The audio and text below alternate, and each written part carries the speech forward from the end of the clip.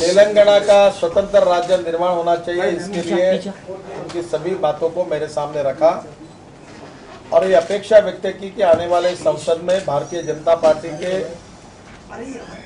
विपक्ष के नेता और बाकी सांसदों ने पार्लियामेंट के दोनों सदनों में ये विषय उठाना चाहिए और इस विषय के लिए पहल करके इसकी मांग को हासिल करने के लिए पूरी कोशिश करनी चाहिए।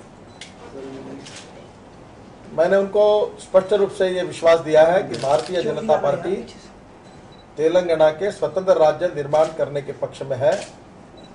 हमारे राष्ट्रीय कार्यकारिणी ने इसमें प्रस्ताव पास करके इसको मंजूरी दी है और बीच में जब मैं लंदन में था तो तेलंगाना डेवलपमेंट काउंसिल के कार्यक्रम में गया था, जिसमें तेलंगाना के बड़े प्रमाण पर विद्यार्थी और वहाँ के तेलंगाना के अनेक लोग जो लंदन में रहते हैं वो आए थे। करीब 700-800 लोगों का सम्मेलन हुआ और उसमें मैंने स्पष्ट रूप से भारतीय जनता पार्टी की तेलंगाना के बारे में भूमिका रखी। भारतीय जनता पार्टी पूरी तरह से तेलंगाना के पक्ष में है और संसद में ये विषय उठाएगी और तेलंगाना के जनता के साथ रहेगी।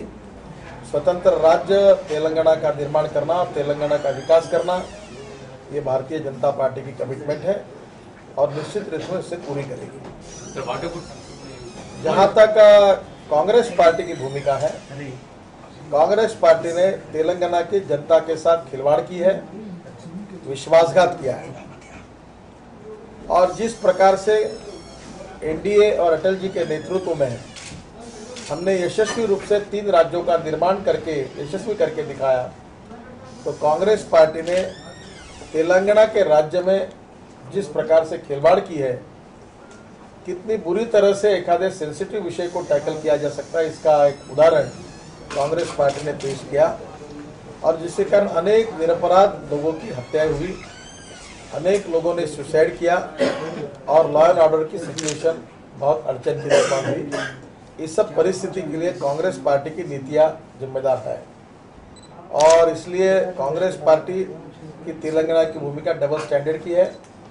एक बार अपने मैनिफेस्टो में तेलंगाना के सेपरेट स्टेट के बारे में वचन देना और दूसरी ओर घोषणा करने की बात करना और तीसरी ओर श्री कृष्णा कमीशन अपॉइंट करके और इसको डिले करना, डिले टैक्टिस का स्वीकार करना, ये सब नीतियाँ तेलंगाना की जनता के प्रति विश्वासघात की है।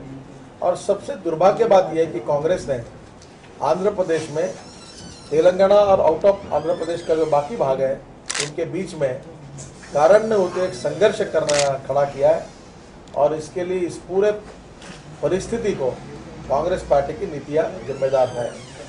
जो बात इस डेलीगेशन ने कही है उसमें भारतीय जनता पार्टी उसका समर्थन करती है और संसद में इस विषय को उठाएगी और निश्चित रूप से तेलंगाना की बात जो है वो प्रभावी रूप से संसद में रखने का भी काम करेगी।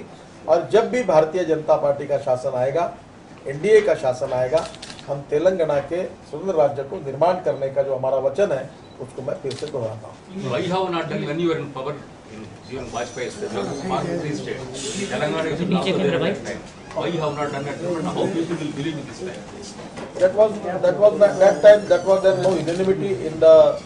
Political parties related with the Telangana, but now in India also we have unanimity and definitely if we get the opportunity we will fulfill it.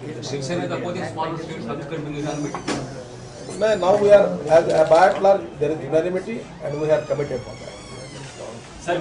Sir, is there unanimity for Telangana in NDA?